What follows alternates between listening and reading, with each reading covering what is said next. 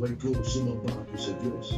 Hindi mo ba alam na itinago ko ang 100 propeta ng Diyos sa mga kuweba nung pinapapatay sila ni Jezebel? Ngayon gusto mong humarap ako sa hari? Papatayin niya ako. Sumagot si Elias, buhay ang Panginoong makapangyarihan, ang Diyos na aking